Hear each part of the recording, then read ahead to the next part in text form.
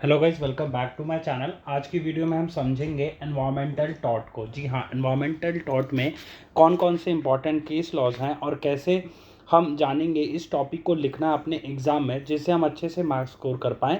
ये सब हम जानेंगे आज की वीडियो में। तो चलिए शुरू करते हैं आज की वीडियो को।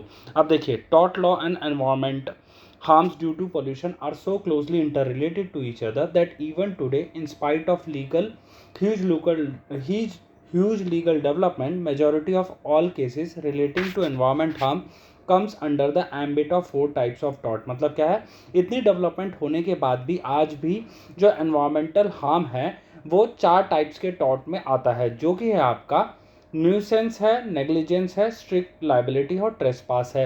मतलब अगर आप एग्जाम में याद रखेंगे तो याद रखना डबल एन है और एस टी है, ठीक है। एन से आपका न्यूसेंस हो जाएगा, एन से नेग्लिजेंस हो जाएगा और फिर उसके बाद एस से आपका स्ट्रिक्ट लाइबिलिटी, टी से ट्रेसपास, ठीक है। ये हो जाएगा आपका इंट्रोडक्शन में। फिर आपको लिखना है role of torts in protection of environment. Tort means a civil wrong. मतलब टॉर्ट का क्या है, टॉर्ट एक सिविल रॉन्ग होता है in case when there is damage, ये JIS है, ठीक है। Is damage to the environment, it plays its role, it is more focused on curing and avoiding the damages rather than prevention, and hence it is helpful. In tort, negligence generally reflects the fault of the defendant. The same applies to environment polluter based on the strict liability doctrine established in Reliance and Fletcher। अब जैसे क्या है कि tort में negligence जो actual में fault of defendant बताता है, मतलब डिफेंडेंट का फॉल्ट है। और सेम आपका एनवायरमेंट टॉर्ट में क्या होता है, पोल्यूटर का जो है वो आपका फॉल्ट बताता है। और ये कौन सी लाइबिलिटी पे बेस्ड है, ये आपका रिलायंस और फ्लेचर वाली जो इसमें केस लॉ में स्ट्रिक्ट लाइबिलिटी का कंसेप्ट डेवलप हुआ था उसके अकॉर्डिंग बताता है। अब नेक्स्ट है role of Indian judiciary in extending tort liability in cases of environmental tort, ठीक है।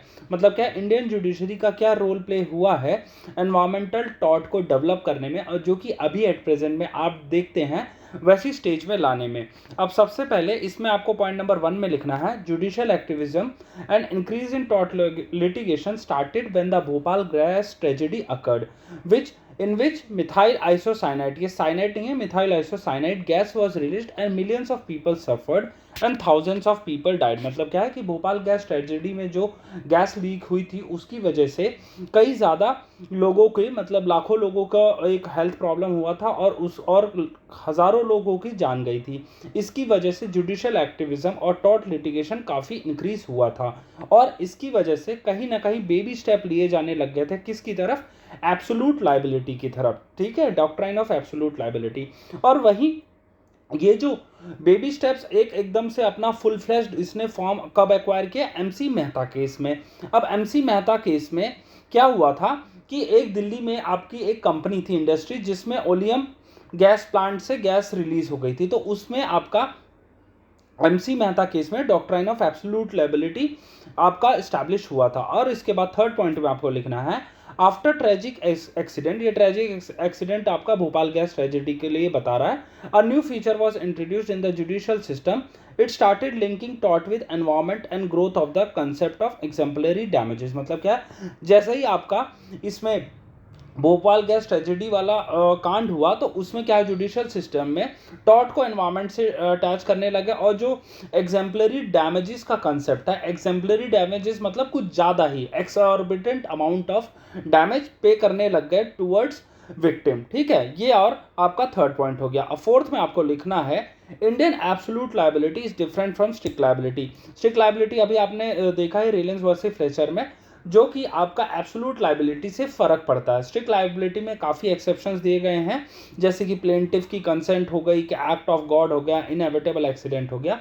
तो इन वजह से आपका स्ट्रिक्ट लायबिलिटी का कंसेप्ट नहीं लगता। बट वहीं एब्सोल्यूट लायबिलिटी जो कि इंडियन लायबिलिटी, इंडिया के कंसेप्ट के इंडिया में डेवलप हुआ है, इसमें कोई भी सच एक्सेप्शन नहीं होती। अगर आप एनवायरनमेंट को पोल्यूट करें और उस वजह से आपको कहीं ना कहीं डैमेज आपने किसी पे सफ़र कर दिया तो उस पर आपको एब्सोल्यूट लायबिलिटी करनी पड़ेगी। अब ये MC मेहता वाला केस है जो कि सबसे इंपॉर्टेंट है, जिसको अभी थोड़ी देर पहले भी मैंने बताया।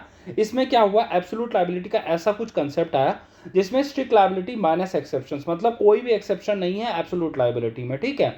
अब उसके बाद in MC Mehta case an oleum gas was released from Shriram food and fertilizer factory in India. ये याद रखना, MC मेहता केस में oleum gas plant oleum gas leak हुई थी, ठीक है।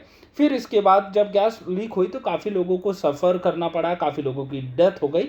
अब इसकी वजह से पीआईएल फाइल की गई सुप्रीम कोर्ट में, और उसके बाद पीआईएल की बाद जो है डीप पॉकेट थ्योरी डेवलप की गई। डीप पॉकेट थ्योरी मतलब क्या है, जिसके जितने ज़्यादा डीप पॉकेट होगा उतना ज़्यादा उसको पैसे या फिर कंपनसेशन पे करना पड़ेगा as damages to the victims who have suffered from such hazardous accident.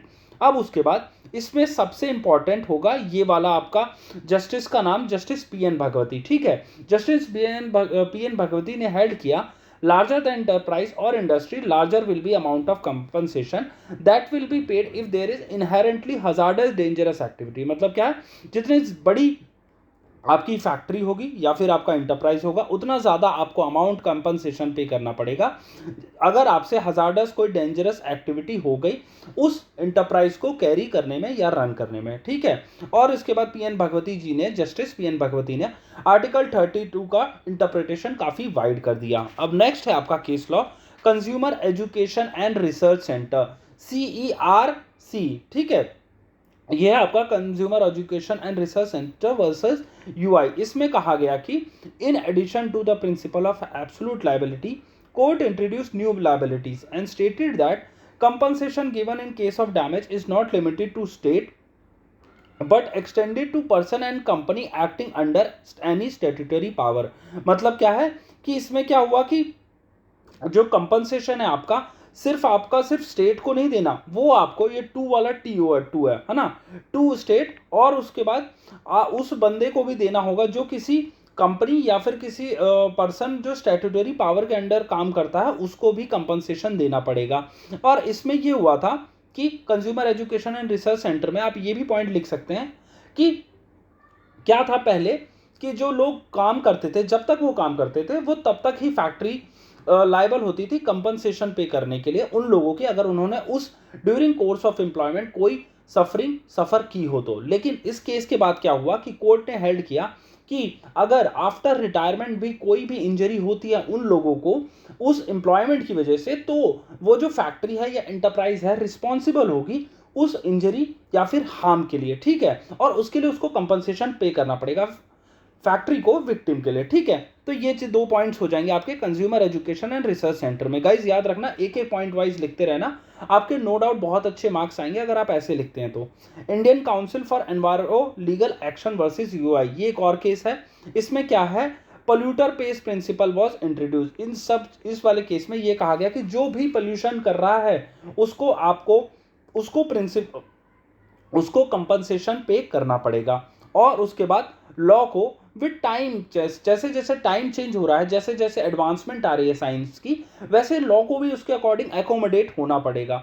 और कोर्ट जो है कॉम्पिटेंट है इंस्टेंट रिलीफ प्रोवाइड करने के लिए अगर कोई भी इंजरी होती है किसी भी विक्टिम को या फिर कोई भी पोल्यूशन होता है जिसकी वजह से कहीं ना कहीं हार्म हो जाता है पब्लिक एट लार्ज को।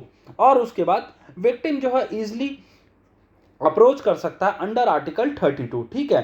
फिर उसके बाद इसमें कहा गया कि ट्रिब्यूनल्स और कमेटी का फॉर्मेशन होगा to look into such legal issues inflicting harm to both an individual and the environment. मतलब क्या है, ट्रिब्यूनल्स और कमेटी को फॉर्म किया जाएगा और ये चेकआउट किया जाएगा कि कहीं सोशल लीगल इश्यूज तो नहीं आ रहे जिसकी वजह से हार्म हो रहा है इंडिविजुअल को या फिर एनवायरनमेंट को। अब नेक्स्ट हम एक और इंपॉर्टेंट केस लॉ को डिस्कस कर लेते हैं जो है बंधुआ मुक्ति मोर्चा वर्सेस की स्पेलिंग गलत है तो ये मत सोचना, स्पेलिंग से टाइपो एरर है, वर्सेस यूआई, ठीक है। अब उसके बाद आर्टिकल 32 इसमें लिखा गया है, article 32 power not limited to issuing directions or guidelines or writs, but it puts an obligation on the court to check whether the fundamental rights of people are protected or not। ये सिर्फ एक article 32 की power सिर्फ इतनी नहीं है कि वो रिट्स इशू कर दे, गाइडलाइंस इशू कर दे, बट ये भी कोर्ट पे एक ऑब्लिगेशन आर्टिकल 32 एक कन्फर करता है कि आपको चेक करना है कि क्या फंडामेंटल राइट्स का कहीं वायलेशन तो नहीं हो रहा, और अगर हो रहा है तो उसके लिए सुओ मोटो एक्शंस लेने होंगे कोर्ट को। बंधुआ मुक्ति मोर्चा में हेल्ड किया गया, ठीक है। नेक्स्ट है आपका एमसी मेहता वर्सेस कमलनाथ। अब ये जो एमसी मेहता है ये वाला जिसमें दिल्ली में पोल्यूशन हुआ था, ये याद रखना एमसी मेहता वर्सेस यूओआई है, और ये वाला जो एमसी मेहता वर्सेस कमलनाथ है। अब इस वाले केस में क्या हुआ था, एक मोटल था एक आपके हिली एरिया में, ठीक है, हिली एरिया में मतलब हिमाचल में था, और वो ना पोल्यूशन कर रहा था, काफ़ी ज़्यादा रिवर में अपने पोल्यूटेंट्स रिलीज कर देता था। अब इसकी वजह से मामला गया कोर्ट में, और कोर्ट ने हेल्ड किया कि जो मोटल है had to pay compensation for restitution of the environment, and the court further held that polluting environment is against the whole community। मतलब क्या है, आप जो environment को pollute कर रहे हैं ये पूरी community के against में है, और आपको एग्जाम्पलरी मतलब मैंने अभी थोड़ी देर पहले बताया था बहुत ज़्यादा अमाउंट पे करना पड़ेगा। क्यों? क्योंकि ये एक तो पहले आपने वायलेशन किया, और दूसरा कोर्ट क्या है एक एग्जाम्पल या फिर बेंचमार्क सेट करना चाहती थी जिससे बाकी लोगों में भी एक डर हो जाए। मतलब क्या है, समझ रहे हैं कि जैसे क्या होता है कि टीचर क्लास में किसी भी एक बच्चे को मार देती है तो बाकी बच्चे ऑटोमेटिकली चुप हो जाते हैं।